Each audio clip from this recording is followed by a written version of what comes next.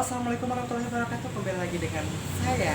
Nah, seperti judul yang sekarang, saya akan menceritakan apakah memang benar saya dulu pernah jadi kuli panggul batu sama kuli panggul kelapa demi beli baju seragam sekolah. Nah, oke, sebelum lanjut ke cerita aku yang sekarang, saya ingatkan lagi jangan lupa di subscribe, like, comment, and share ya. Oke, langsung aja ke cerita aku yang sekarang.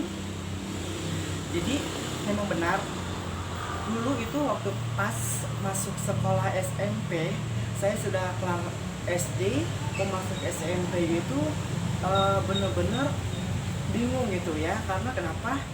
Karena memang keadaan orang tua aku dulu itu bener-bener susah banget, dan aku pun juga di situ nggak mau sama sekali ngerepotin orang tua. Saya lihat kondisi mereka kayak apa, dan saya nggak mau sama sekali membebankan mereka itu kayak apa.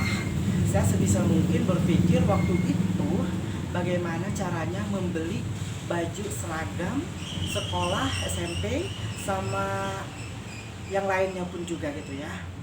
Di situ saya nggak mungkin gitu meminta kepada kedua orang tua saya, karena saya melihat kondisi mereka pun juga nggak memungkinkan gitu ya. Selanjutnya waktu itu aku nanya-nanya sama temen, karena aku sering main, sering ini sering itu juga. Dan kebetulan waktu itu saya pas main ke rumah temen aku, Nadia itu lagi ngambil batu dari sungai langsung ke jalan. Nah, saya langsung nanya, itu buat siapa? Kata teman saya bilang, katanya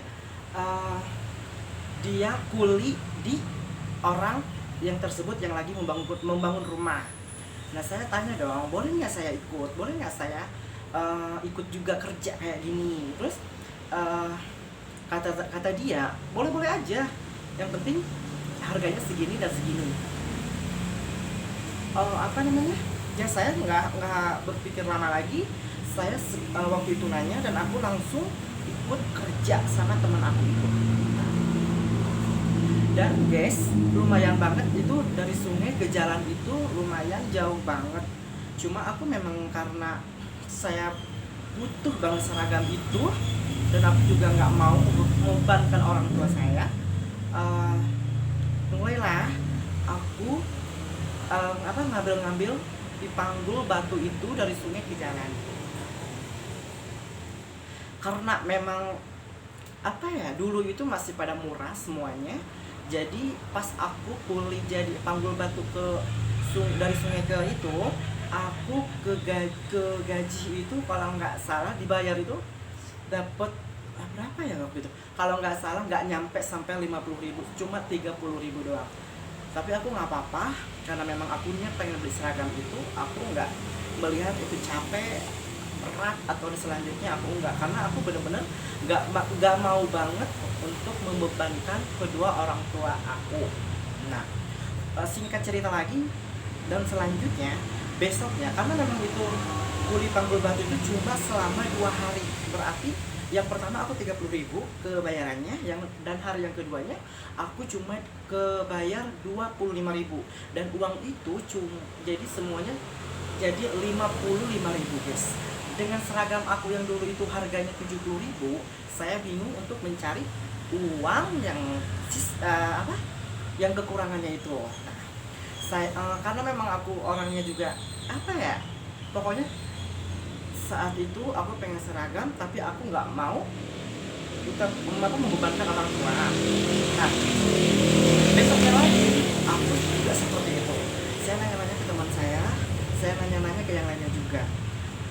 Dan teman yang kemarin juga aku temuin lagi, aku tanya lagi, masih ada nggak pinggul-pinggul batu lagi kayak gitu? Oh, kata dia bilang nggak ada kan. Nah, kalau mau, dia nawarin lagi sama aku, kalau mau angkutin kelapa dari sawah ke kebun ke jalan juga. Nah, dan itu posisinya sedangkan sawah kebun itu, kelapa itu ke jalan raya itu sangat-sangatlah jauh.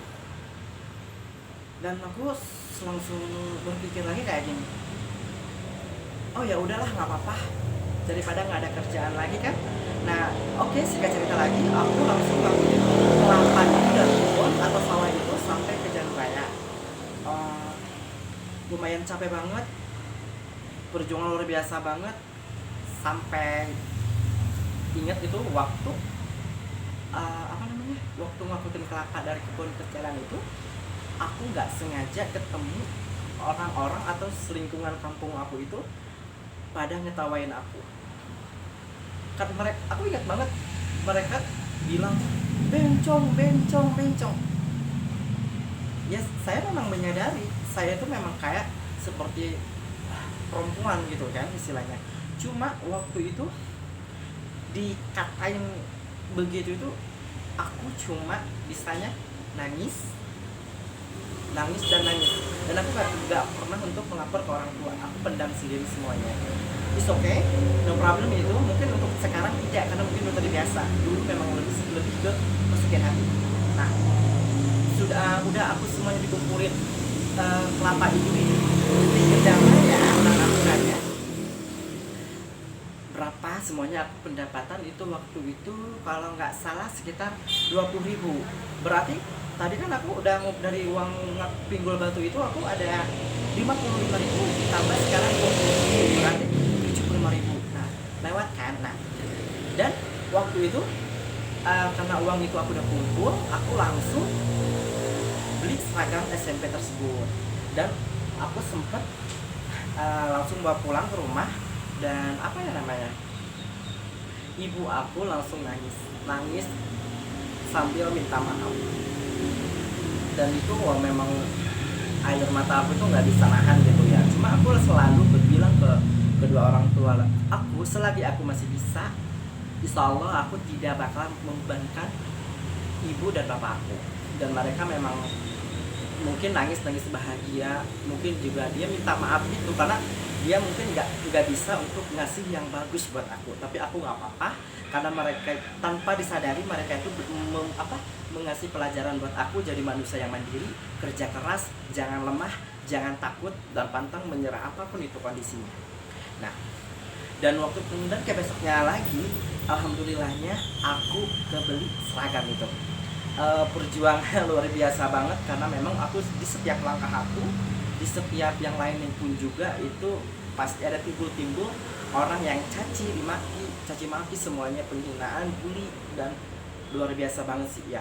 Cuma kalau memang dulu aku jujur, aku lebih sering sakit hati, tapi aku dipendam sendiri. Cuma untuk sekarang mungkin udah terbiasa, jadi nggak jadi masalah ya guys.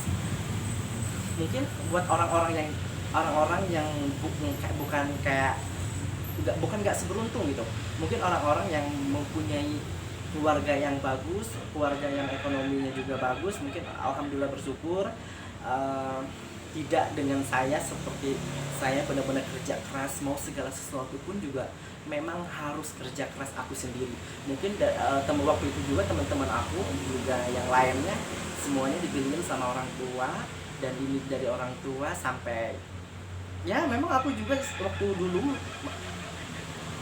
berpikirnya sama, pengen dimanja atau pengen di spesialin gitu, pengen dilihatin. Mungkin karena kedua orang tua aku memang orang yang biasa aja, dan aku pun juga nggak mau membebankan mereka. Selagi aku sehat, selagi aku bisa berjalan, insya Allah aku ikutin apapun itu ya, apapun itu. Tentang apa mereka melihat saya kayak apa, yang lain juga melihat aku seperti apa, hinaan mereka tuh apa, aku nggak peduli. Yang penting aku tidak membebankan orang tua, dan tidak membuat pikiran mereka ya. Dan waktu itu juga sesingkat waktu pas aku udah beli seragam SMP itu, aku seneng banget, luar biasa banget, karena itu benar-benar jerih payah aku, dan aku juga nyari sendiri. Tidak seperti teman-teman aku yang lain, mereka membeli segala sesuatu itu dari orang tua. Saya bukannya bukannya gimana ya, bukannya nggak mau, ya mau dong, sama aja aku pengen seperti mereka. Cuma memang beda nasib, atau ya memang kita melihat dulu dari keluarga aku kayak apa. Jadi bener-bener kerja keras itu dulu bener-bener ya harus gitu, ya harus. Aku tuh karena aku paling nggak bisa melihat orang tua atau terutama ibu aku itu menangis. Aku tuh paling nggak bisa melihat orang tua aku menangis, paling nggak bisa. Makanya aku kalau misalkan justru dulu itu lebih yang minta maaf itu ibu aku ke aku, minta maaf belum bisa membahagiakan atau belum bisa mengasih lebih gitu. Cuma aku nggak apa-apa, aku selalu bilang nggak apa-apa, nggak apa-apa, apapun itu aku jalanin, aku ikhlas, aku sabar, aku yakin di setiap langkah pasti ada hikmah baik. Nah bener juga, dulu memang udah kebiasaan kerja keras sendiri, apapun juga harus beli sendiri. Jadi untuk sekarang itu hidup mandiri itu penting banget, ya kan? Dan alhamdulillahnya itu aku bukannya nggak mau dimanja, tapi aku memang dari kecil itu memang udah dipelajarin gimana caranya kerja keras mendapatkan sesuatu jadi kaya sendiri. Dan memang dulu itu mungkin lebih ke banyak nangisnya, banyak ininya, karena memang mungkin anak-anak yang lain itu lebih enak, yang saya lihat itu lebih enak, lebih apapun dari orang tuanya, apapun ini kok aku tidak gitu, kenapa aku nggak bisa gitu. Ternyata jawaban itu sekarang udah mulai oh paham, oh ya begini, oh begitu. Jadi memang perjalanan itu luar biasa banget, dan pokoknya luar biasa banget.